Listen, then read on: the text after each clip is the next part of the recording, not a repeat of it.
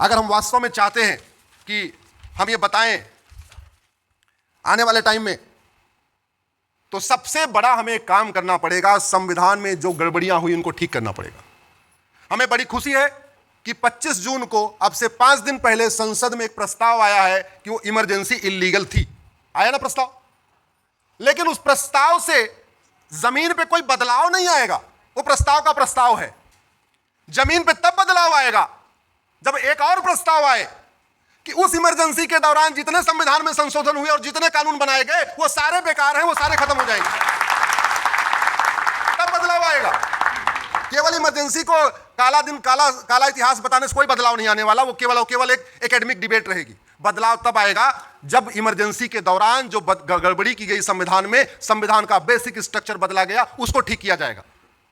हम लोग ये 2-3 मंजिले मकान में बैठे हुए, या आश्रम में बैठे हुए, हम ऊपर के स्ट्रक्चर पे तो बदलाव कर सकते हैं।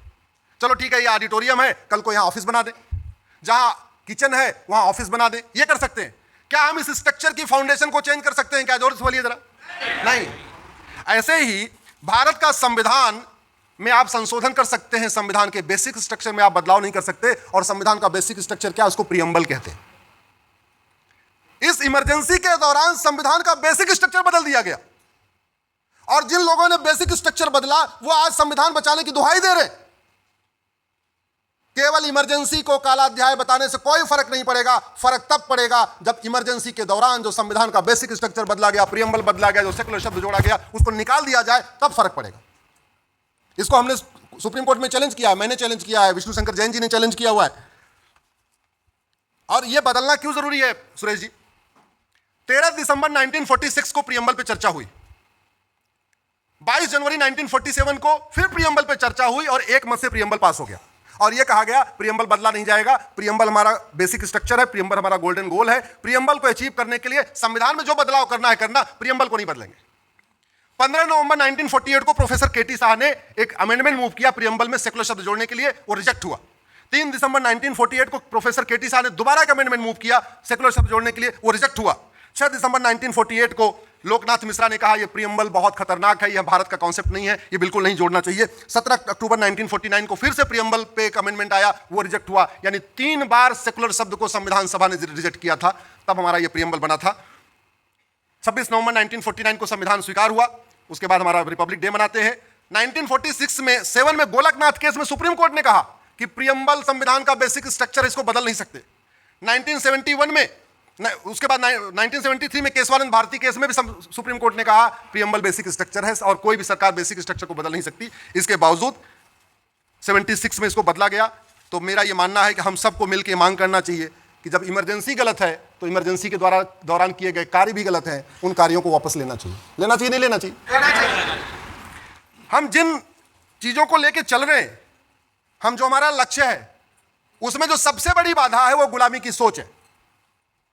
और गुलामी कितनी हावी है सुरेश जी, अभी आप जिस एयरपोर्ट से आए होंगे उसमें आपने देखे लिखा होगा वीटी। आप लोग कभी फ्लाइट पे चढ़िएगा, देखिए हर फ्लाइट पे लिखा रहता है वीटी। जानते वीटी मतलब? Victoria territory. आप जरा सोचिए, हम कभी कभी हमारे चीजों के सामने से चीजें गुजरती हैं, हम उसको नोटिस नहीं करते। मैंने इस वीटी को हाई कोर्ट में चैलेंज किया हुआ है, वीटी हटाया जाए। जितने और गुलाम देश थे सबने अपना वीटी हटा दिया।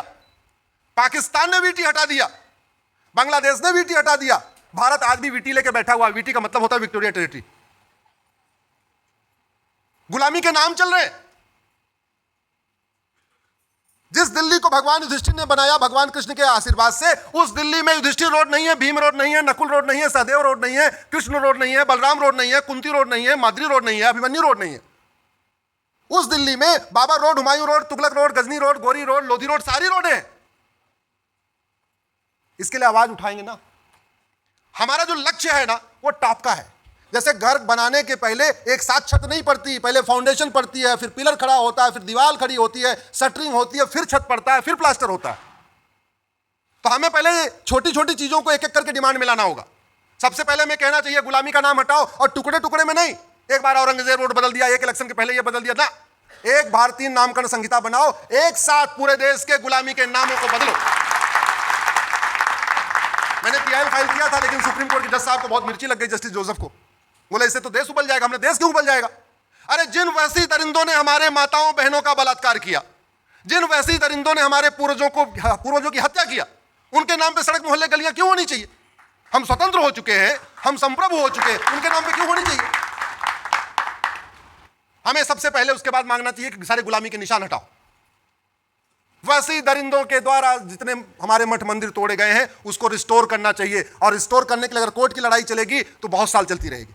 पहले डिस्ट्रिक्ट कोर्ट में मुकदमा चलेगा, फिर हाई कोर्ट में मुकदमा चलेगा, फिर सुप्रीम कोर्ट में मुकदमा चलेगा, एक बार भोजशाला का चलेगा, एक बार भद्रकाली का चलेगा, एक बार मथुरा का चलेगा, एक बार यहां नहीं। एक भारतीय धरोहर संहिता बनाइए, एक साथ एक उसमें कमीशन बनाइए, भारतीय धरोहर आयोग बनाइए, उसमें एक्सपर्ट रख दीजिए, जज को रखिए, हर तबके से लोगों को रखिए, उसके बाद आइडेंटिफाई करिए कि भाई मुगल काल में इतने इतने मठ मंदिर तोड़े गए थे। एक कानून लाइए, जैसे प्लेस ऑफ वर्शिप एक्ट आया था वैसे एक भारतीय धरोहर संहिता बनाइए, एक साथ सबको रिस्टोर कर लीजिए, खत्म बात हो गई। कोर्ट के जरिए कितना लड़ते रहेंगे? भारत के संविधान में जो हमारे चित्र थे, भगवान राम का चित्र, भगवान कृष्ण का चित्र, भगवान नटराज का चित्र, छत्रपति शिवाजी महाराज का चित्र, गुरु गोविंद सिंह का चित्र, झांसी की रानी का चित्र, नेताजी सुभाष चंद्र बोस के चित्र, सारे चित्र थे, वो चित्र गायब हो गए। उनको वापस रिस्टोर करने की मांग करिए, हम सबको मांग करना चाहिए, क्यों नहीं होना चाहिए? सुरेश जी, चैप्टर 15 इसका चुनाव से रिलेटेड है। वो सारे चित्र कितने महत्वपूर्ण है उसका एक आपको एग्जांपल देता हूं। तो चैप्टर 15 में उन्होंने किसका चित्र रखा?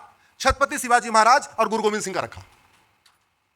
मैसेज क्या था? मैसेज यह था कि सारी पॉलिटिकल पार्टियां छत्रपति शिवाजी महाराज और गुरु गोविंद सिंह के रास्ते पे चलेंगी, और वोट देने से पहले छत्रपति शिवाजी महाराज और गुरु गोविंद सिंह के बलिदान को याद करेगा, उनको याद करेगा, और यह देखेगा कौन सी पॉलिटिकल पार्टी सबसे बढ़िया ईमानदारी के साथ उनका काम कर रही है, उसको वोट करेगा। लेकिन निकाल दिया। हमें ये कहानी नहीं पता, हमें ये बात ही नहीं पता, न स्कूल में पढ़ाया जा रहा है, न भारत में कहीं लॉ कॉलेज में पढ़ाया जा रहा है, कहीं पढ़ाया नहीं जा रहा है। बाबा साहब अम्बेडकर ने कहा था संस्कृत हमारी राष्ट्रभाषा होनी चाहिए, नहीं हुआ। इसी तरीके से मठ मंदिरों को कंट्रोल किया, मजार मस्जिद दरगाह कंट्रोल नहीं किया। तो हम जिस राम राज्य की स्थापना करना चाहते हैं उसके लिए एक नहीं अनेक कानून बनाने पड़ेंगे, उसके लिए लगातार बदलाव करना पड़ेगा, और उसके लिए संविधान में केवल मैं कह रहा हूं संविधान बदलने की जरूरत नहीं है, संविधान में जो गड़बड़ी हुई है उसको ठीक करने की जरूरत है। आप प्रियम्बल का सोशलिस्ट सेकुलर हटा दीजिए, आपकी आधी समस्या खत्म हो जाएगी, आधी समस्या खत्म हो जाएगी। आप धर्म और रिलीजन को डिफाइन कर दीजिए। 3 काम महत्वपूर्ण करने की जरूरत है। पहला, धर्म को डिफाइन करने की जरूरत है, धर्म है क्या, और रिलीजन को डिफाइन करने की जरूरत है। और सुरेश जी, एक सिटीजनशिप कोड बनाने की जरूरत है, नागरिकता कानून बनाने की जरूरत है। साफ साफ लिखा होना चाहिए, जो संविधान को नहीं मानेगा उसको भारतीय नागरिकता नहीं मिलेगी।